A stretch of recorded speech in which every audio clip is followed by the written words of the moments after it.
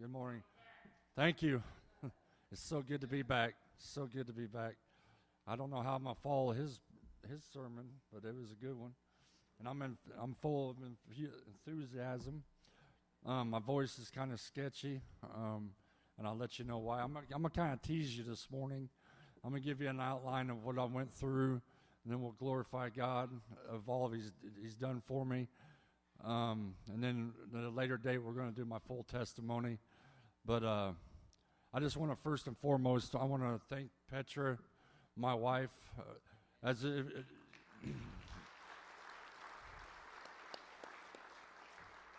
her name means the rock, and she was truly my rock in San Diego for 5 weeks. She was there through thick and thin. I mean, she stayed the night with me. She was just a truly blessing, and I couldn't have done it without her. And I want to thank my brother Chris. He came out at the beginning, and I was in induced coma when he had to go home, so I didn't get to say goodbye. But then my mom and him came out and relieved Petra the last week that I was there, and he said he's coming to bring his brother home. And he did that. He brought me home. And I want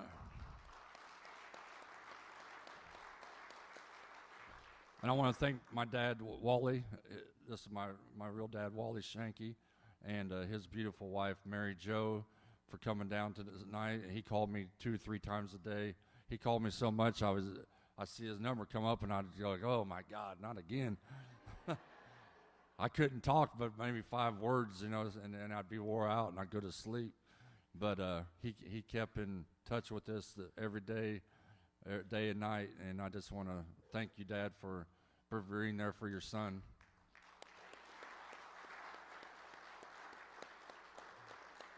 I'm going to give you a little rough outline of what happened.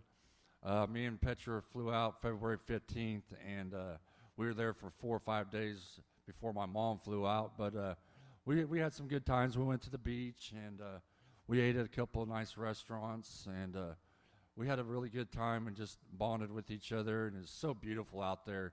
It's just amazing how beautiful it is out there. If it wasn't so expensive, I'd move out there. Take all of you with me, because I couldn't go nowhere without you guys, because you truly are my family, and we truly care about you guys, and we're going to be here for the rest of our lives, sharing lots of more good times together. And I thank you all for your finances that you gave us to help us get through. We got through, and we had enough money to get out there for 6 weeks and get home back on. And I truly thank you from the bottom of our hearts. And you guys blessed us. We had a good time, and we gave away some of your money while we were out there. There's a lot of homeless people in San Diego, and we went to we went back Jack in the Box.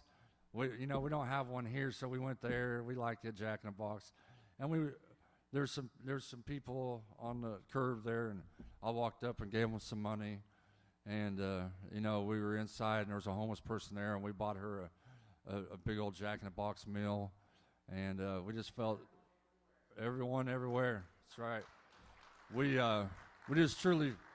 It made us happy to do that for them and see the smile on their face and the God bless yous that they gave us, and we did that all week, and so we went to the doctor's office and did all my X-rays stuff through the week, and then the final day they did some tests on me, and they came in to visit with me, and my pressures were at 1200 sitting down.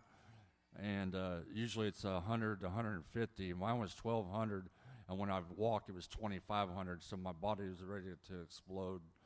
And the doctor said, "Mr. Boyle, you'd be lucky to live 1 more year. You got 1 more year max, and we're going to try to have surgery." Well, he went in the back room, and I thought I was going there to get surgery, and now there's a chance that I'm not going to get it, and so I was nervous, and Petra started crying, and she didn't think I was going to get it, and because he was sounding pretty negative. Well, there's Dr. Madani. He agreed to do it, and he's the best surgeon in the hospital out there.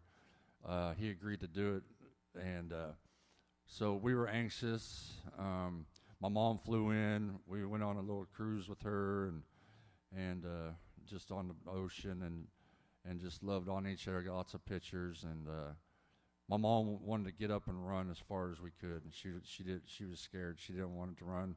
They gave normally with my procedure there's a 5% chance of death. He gave me 25% chance of death with everything I had going on, and he said, Mr. Bull, this is going to be the toughest thing you've ever done in your life, ever. This is going to be a fight for your life right here, and I just want you to be aware of that. So went home, loved on my mom and my wife, and my brother flew in late that night, and so I saw him in the morning, and he hopped up in bed with me and reminded me when we were young kids, and he just snuggled with me and loved on me, and they came in and rolled me to the operating room, and I didn't cry. I thought I'd probably cry, but I didn't. We got in there, and I asked the team if we could all pray, if I could pray over them, and my wife just informed me that they came out after his surgery was over, and they told her that he asked to pray over the surgery and over all of us, and it was funny because he was praying and he went to sleep praying, and that's how I went to sleep. I was praying over everybody, and so I thought that was kind of interesting. I find out stuff, from my mom and my brother and my wife, that's happened. My wife knows more about what happened to me than I do, but we've been taking notes and things like that because I truly want to give my testimony to as many people as I can to glorify the Father. So I went through surgery, and it was kind of a rough surgery. They had to induce me into coma for 3 weeks after I got out of surgery because I was too restless. I was fighting, trying to pull stuff out. So they put me in induced coma for 3 weeks. My mom and my brother flew back to their homes, and my wife was there. Well, I woke up, and I was so sedated with all the kinds of medications and stuff that I freaked out, and I pulled my tube out of my throat. And that's why I have a sketchy voice. It gets real bad once in a while. But I pulled it out, jumped out of bed, pulled my catheter out of and doctors came flying in there, and then Petra's like, what are you doing? Stop, lay down, Mike. Like, sorry, honey, what's going on? So I was in an ICU for a month. After I woke up, I was in ICU, I think, for 4 days or so afterwards, and they moved us to the fourth floor, and this is a month into it, and they moved me to the fourth floor, and we were talking maybe Monday getting out, and I believe it was Tuesday or Wednesday when we moved up there, and I had a tube in my stomach, and they pulled it out on, I think, Wednesday or Thursday, so I got to take a shower, my first shower in a month, so I'm like, I went in there and I just soaked. My wife washed me and just, I felt like $1 million. I even came out. They took all of my lines off me and everything. I think I had one left in me maybe, but I came out there and I put gel in my hair, and I got some shorts on and my Wichita State shirt on, and I was feeling like $1 million. Well, the next morning, I woke up and I was freezing. I mean, literally freezing to death. I thought I was going to freeze to death, honestly. And my temperature was 92 degrees instead of 98, 99, and 97, whatever. But it was 92. And the doctors said that I need to get into the surgery tomorrow morning. They'll do it. When Dr. Morgani said, no, we got to do it right now. This man is in need right now. So I had a central line that was in my neck, and it was started to come out. And the nurses were real good about coming in and putting their gloves on. And this lady panicked, and she didn't put her gloves on. We'll push my central line back in. And what happened, that was the morning before I woke up, all that happened. And I woke up, and I had blood poisoning. It's called septic. And I didn't even know what septic mean, but it's called it's blood poisoning. And my life was in big trouble. I mean, I could die from it. And they had to give me emergency surgery. I remember waking up in the morning and I was freezing. They gave me the heated blankets and stuff like that. And then I'd start sweating. It was a roller coaster. I don't even remember rolling off into surgery on that one. That's how fast I went downhill. And I came out of that. They had to reopen me. I got a scar from here to there, and then I got one across. They had to reopen me right down to the same incision that I did. And so I went through 2 major surgeries. They gave me a blood transfusion. And let me back up a little bit. When I got out of the first surgery, I was in a room with my wife, and my oxygen, was it my oxygen or not my oxygen, but my blood pressure went through the roof. It was like at 260 and climbing, and so my heart rate. They had to come in with the BiPAP or whatever it's called, the shockers, and shock me to get my rhythm back on track, so to drop it back down to 100, to 99 or something. And my wife was right there. That happened so quick. I explained it.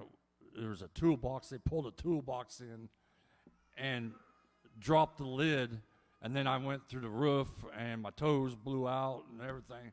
It was the most craziest, painful experience I've ever had in my life, but my God, the jolt that I felt was just unbelievable. My toes were messed up for a month after that. 2 nights in a row I had that, but the first night that I did that, I'm laying there recovering, and my wife was sleeping over here, and I look over and I see Jesus, and he was right above her. How I explain it, there's gold dust coming, just sprinkles of it, and Jesus was in the midst of it. And I said, Petra, wake up. Jesus is above you. And she's looking, and she don't see him, and I see him. He's just sitting there smiling at me, and then he just goes up into disappears. And so went through that, and then the next night I had my blood pressure went through this roof again, and they did another shock, and I saw the same toolbox lid go down. So I was like, oh geez. So they jolted me again. So then we skipped back to where I was at with my blood poisoning. We went through another surgery. They gave me a blood transfusion. I came out of that back in ICU again, and I tell you what, the people out there are just so wonderful, so wonderful. All the RNs and the doctors were just, there was a bunch of them that were God people. They were just delight to be around. They were always in a good mood, always taking care of me, just with a smile on their face. They said I was their favorite patient.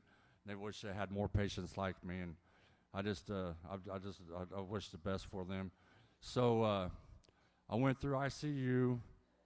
I came with that tube in my mouth again, and it is the nastiest feeling. I can't talk, and I couldn't write. I couldn't communicate with anybody, and my grandma used to call me Wendy because I talk a lot. I like to talk, and it was driving me crazy. And I'm like, to this, and they're like, what are you doing? I'm like, I want to say, let me write to you what I want. I want this tube out. And so I'm trying to write, and I'm writing like a kid that don't know how to write. And I was so frustrated that it was beyond comprehension of what I was feeling inside. And luckily, everything went so fast. It happened so fast. Days seemed like minutes, to me. And so they finally pulled the tube out, and I could talk, and I was like, oh my God. But I was so weak. I couldn't talk on the phone, maybe 5 words, and then I'd be ready to go to sleep. It was just amazing how weak I was. But so we went through, like I said, I'm going to outline this whole thing, so it's going to be very short. I went through the ICU again. They moved me to the 4th floor. I had anxiety, and I didn't want to have anxiety because I knew that wasn't of the Lord. I need to trust in the Lord. But I had anxiety about getting my chest tube out. I had anxiety about taking another shower because I didn't want to get sick again, because I didn't truly want to go through any more surgeries, because I just rather just go on to the heaven, because it was a lot. It was the most grueling thing I've ever been through, and it was terrifying of what I went through, and I don't want to ever do another surgery again, honestly. Um, so I went through ICU. My mom or my wife left like a week before I got out. My mom and my brother came, and my mom stayed with me every night. And I was using a walker to walk because I had to learn how to walk. And I finally started walking on my own. Well, my mom and me would get up and every morning and go out to the windows and sit. I call it my sanctuary. But we sat there and eat breakfast with each other. We sat there for like 3-4 hours at a time and just read the word and listen to praise music. And the girls at ICU, they would turn on praise music for me all night and all day. I could hear it all day and all night. They said, "Mr. Boyd, you want your praise music on?" And they loved it. And so now we're gonna go to glorifying God and what the Lord did for me. He got rid of all my blood clots. All my blood clots are gone. I got 4 of them. Can you put that up on the screen, my blood clots? Here's my 2 big blood clots that came out of my lungs. I had 4 total, but these are the big ones, and they're about the size of this right here. Both my fingers down to here, both of them. My right side heart failure is gone. I have no right side heart failure no more. I brought 3 people to the Lord that was my RNs.